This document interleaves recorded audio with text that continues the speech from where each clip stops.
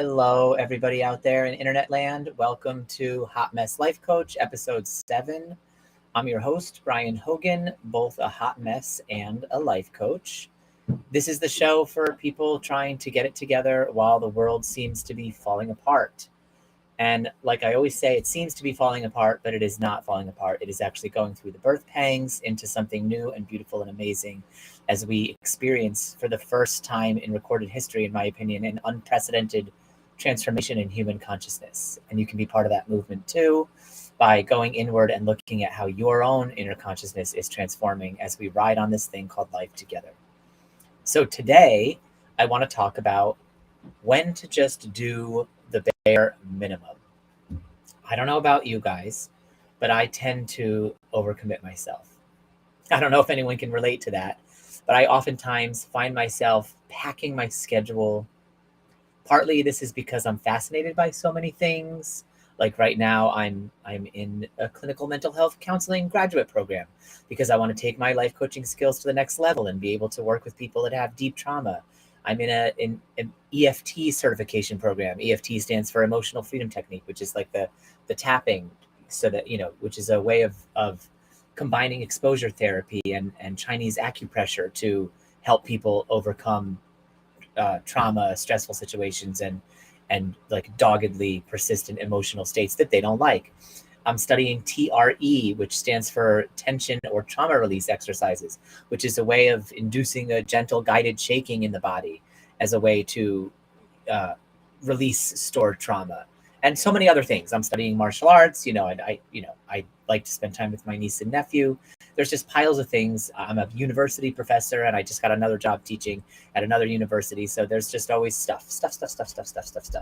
And that just seems to be the way it is in our culture. So I'm sure some of you can relate to this endless river of stuff that we all tend to pack filled in our schedule. And yeah, so when you're fascinated by a lot of things, you can overcommit. But then, sometimes I partly wonder if I'm running away from some emotional pain.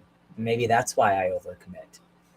And partly I think that this tendency toward overcommitment comes because culture expects us to work to exhaustion in order to feel like we're doing barely enough to scrape by. This is one of the false beliefs that is sort of instilled in us at a very young age by things like quitters never win. Well, they do actually.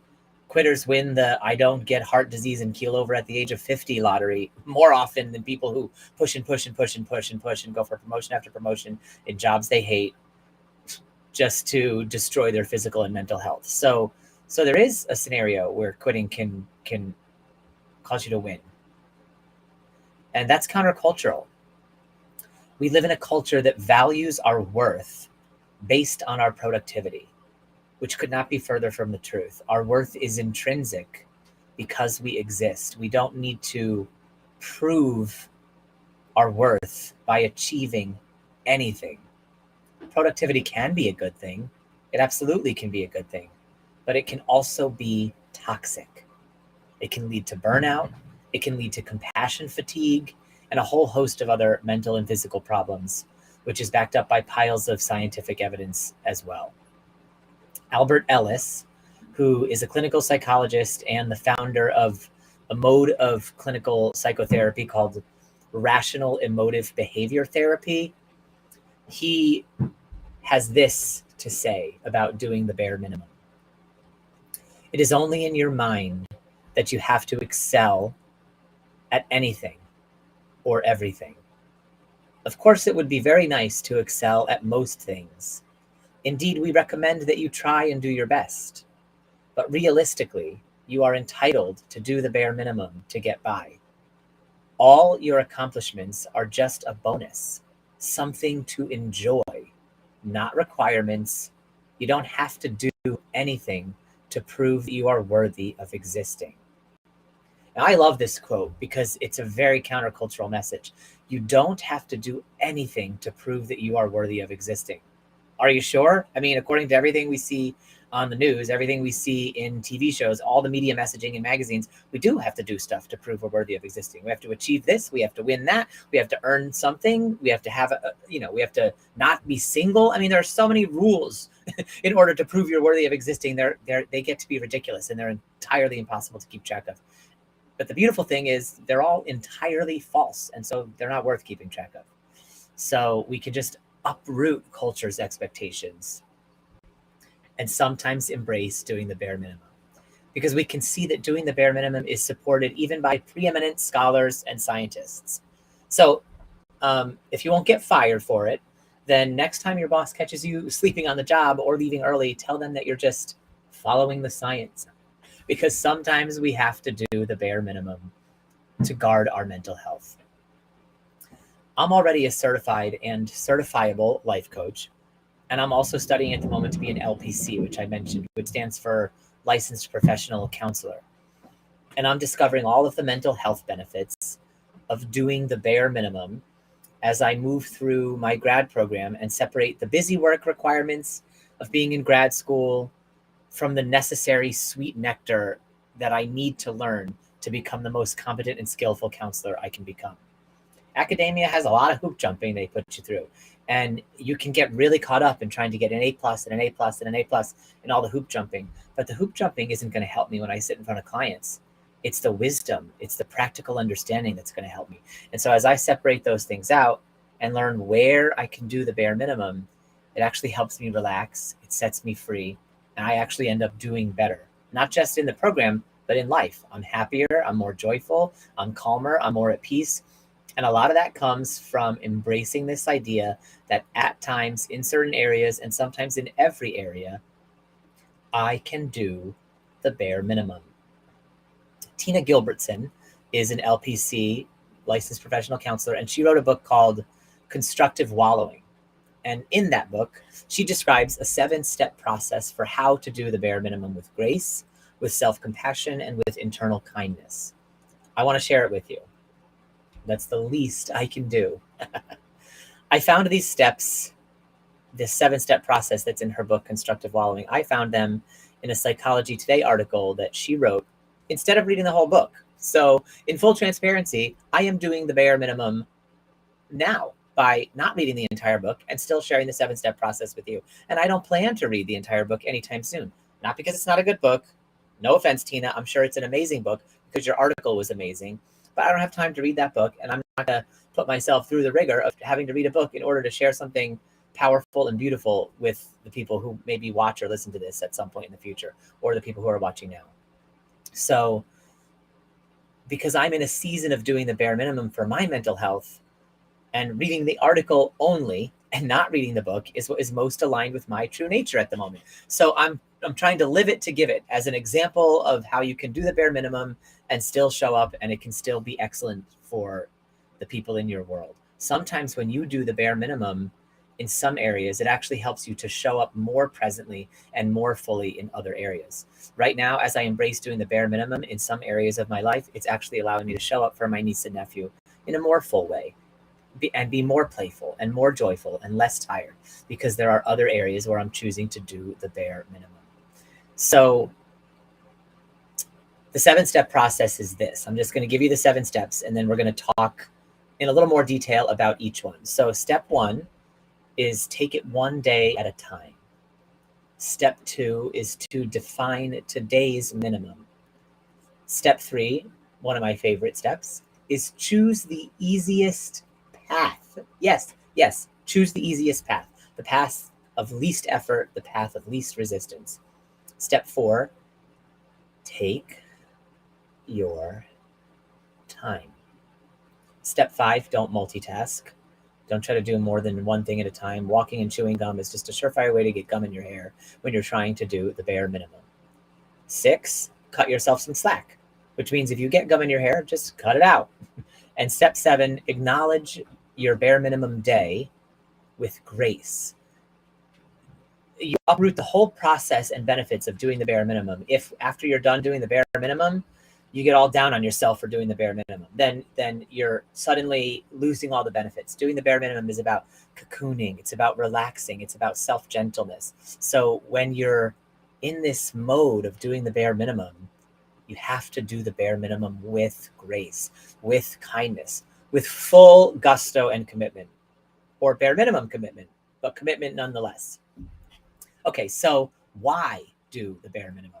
What could possibly be the benefits of that?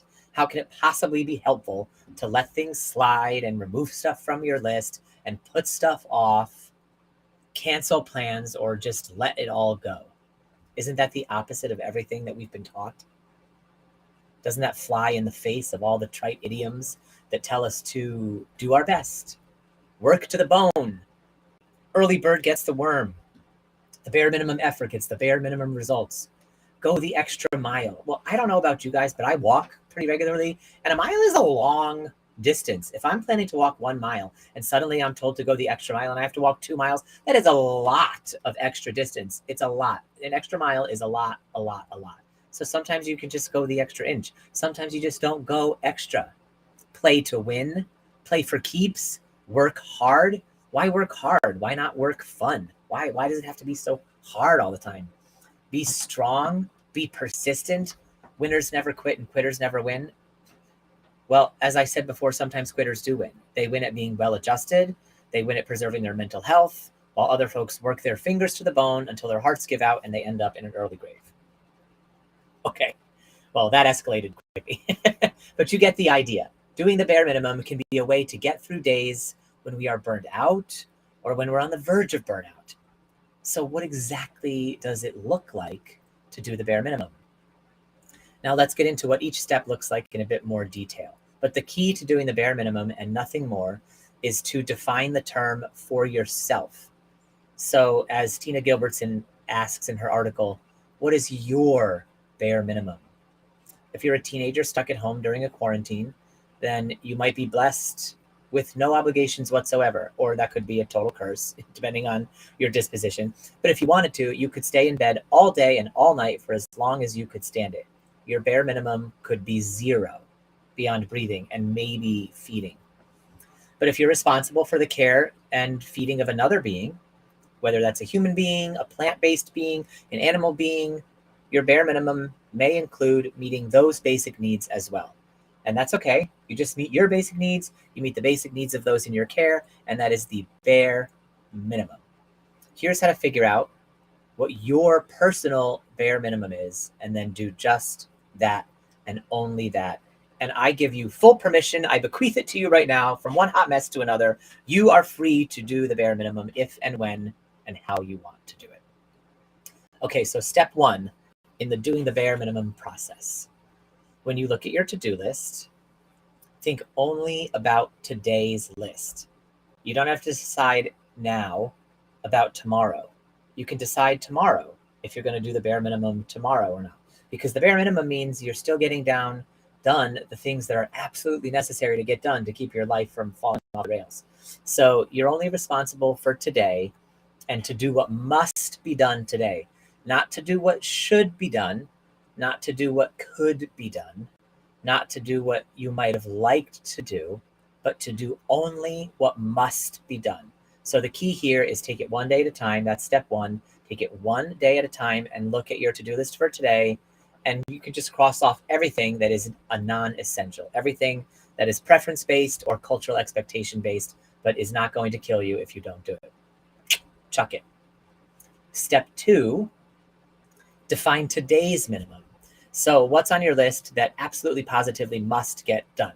Nothing else should appear on the agenda for today. Don't crowd your list with chores just because you have a few extra minutes to do them. If you can vacuum the living room today, then you can vacuum the living room tomorrow.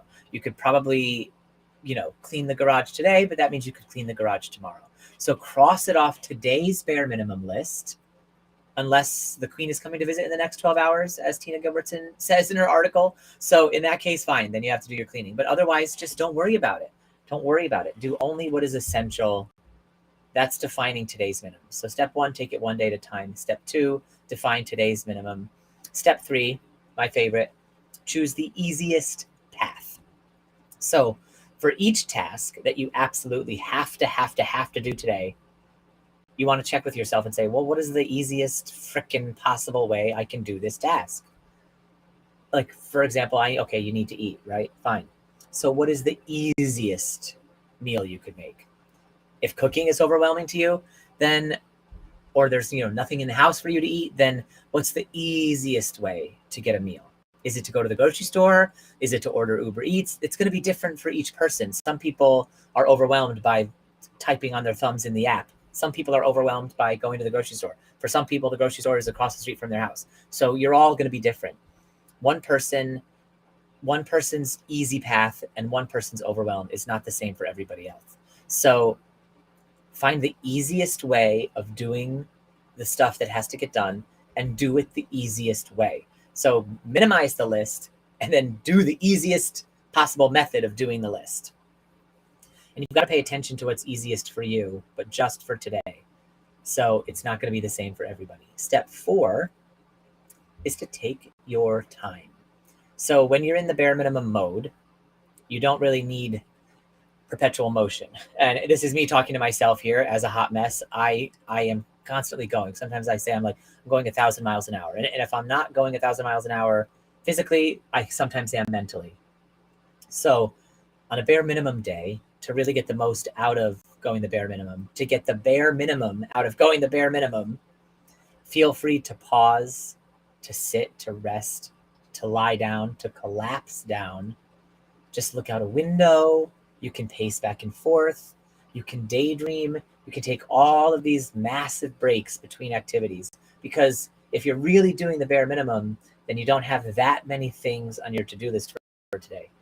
Now, at this point, some people may start to feel a little bit of an anxiety coming in, like, ooh, I should be doing a little bit more than this. I have this time. I should get something else done.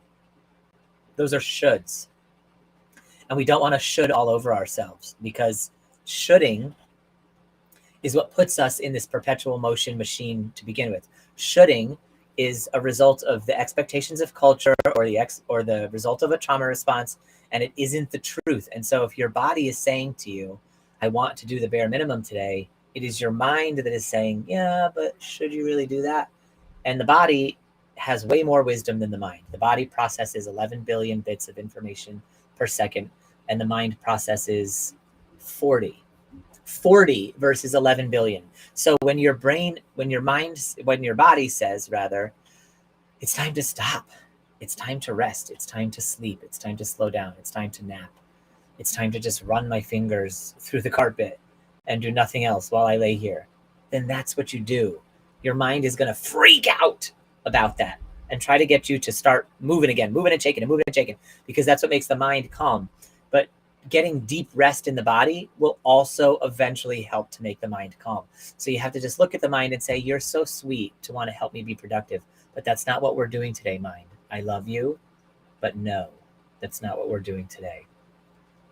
The bare minimum day, or the bare minimum mode, or the bare minimum season is not a day, a mode, or a season to hurry. Doing the bare minimum is the opposite of being in a rush.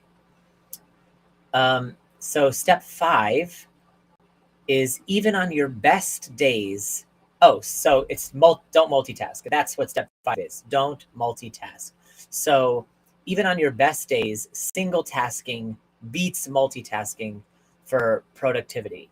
So do just one thing at a time. We oftentimes get caught up in this idea that we have to juggle so many things on our to-do list. We have to, finish working on the homework while we're also making dinner, while we're also planning, what to do next. But that actually splinters the mind, and it causes all this deep anxiety in the mind and the body. And so multitasking is poison to the soul. It really is. It's just not the way to go forward and bring peace into your day. So when you're doing a bare minimum day or bare minimum season, since there's so little on the to-do list that's essential, and you may have a whole bunch of things on the to-do list that you're like, well, I could do those. But again, you just calm that part of your brain down and you say the essential things. There's only just so many. They're finite.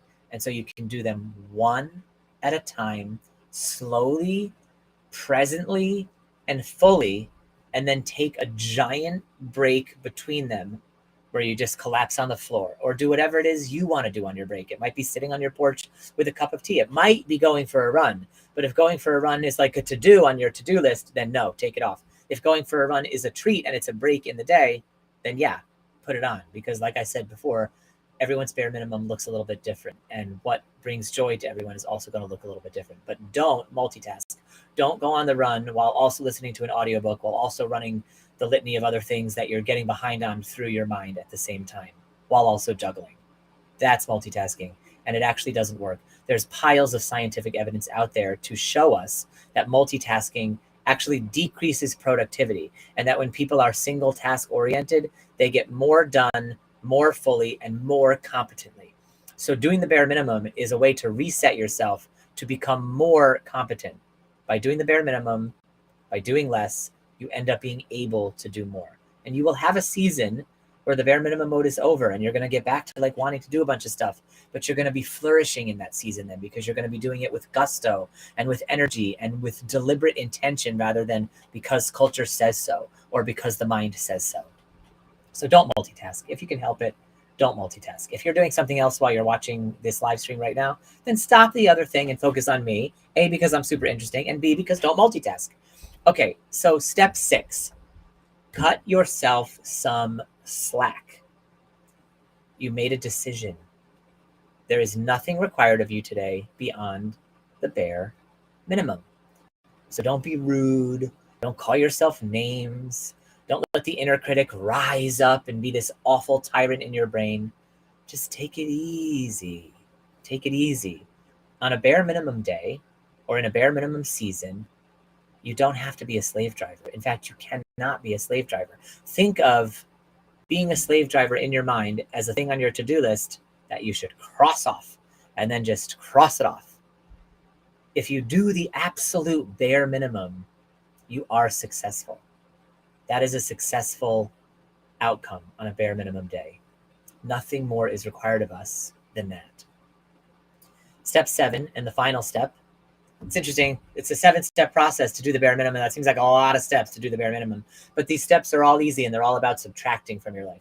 The Tao Te Ching says something along the lines of, on the path to achievement, something every day is added. And on the path to enlightenment, something every day is subtracted. I kind of butchered that, but that's the idea. And so that's the same with doing the bare minimum. When you do the bare minimum, you are subtracting from your life, and it's actually leading more deeply into your ability to become an enlightened soul. So notice what you did. Acknowledge your bare minimum day with grace. That's step 7.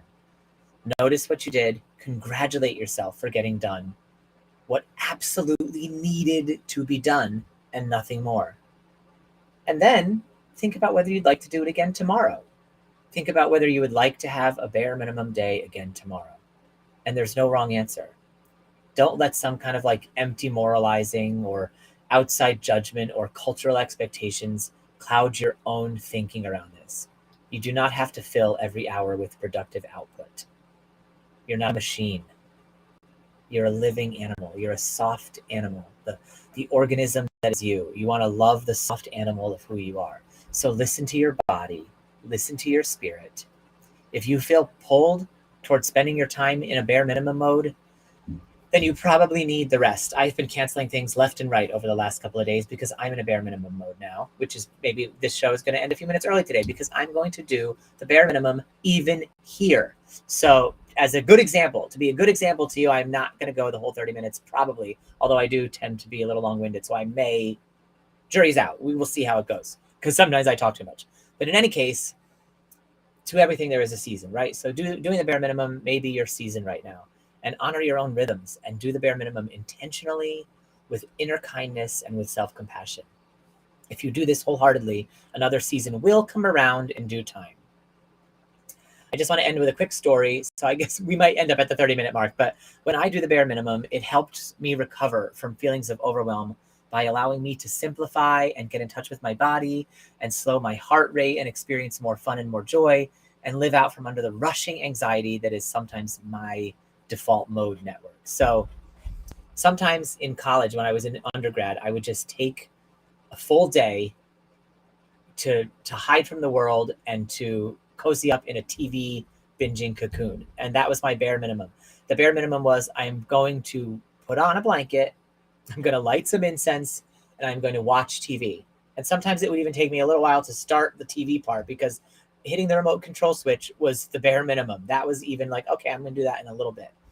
So like all day, like all day, I rolled up some doobies, I spread out some CSI before me, or a good cozy mystery, or some Buffy the Vampire Slayer, and I just relaxed deeply. You could call me Brian the Vampire Stayer, because I just stayed in place, avoiding sunlight and trying not to go batty. And that was my bare minimum. I was allowing. I did it freely, without shame, without self-judgment. That's the key. Without internal recriminations from inner demons and forces of darkness. This is the major key to the bare minimum. You have to be so into it. You have to allow it. You have to cherish it. Don't let yourself get so burned out that the bare minimum is all you can do. Instead, choose to do the bare minimum intentionally some days, so that you're practicing how to take care of yourself, how to let the fun in, how to relax, how to let unnecessary chores, tasks, or details slide, so that the bare minimum is something you're choosing to do instead of it being all you can get done. Okay, that's it. 26 minutes. Thank you everyone for tuning in today, or from the future, or if you're watching this or listening to this on the podcast. If you know of anyone who might benefit from hearing what you just heard, then please like or share or poke or wave or retweet this or whatever it is we do out there in social media land. And if you want to learn more about me and what I do, you can visit me at www.thebrianhogan.com to learn more information, read some of my spoken word, or apply for coaching. In the meantime, I will see you all next week on Wednesday at 10:30 a.m. Eastern. So until then, be hot, be messy, and be blessed. I love you all so much. Thank you.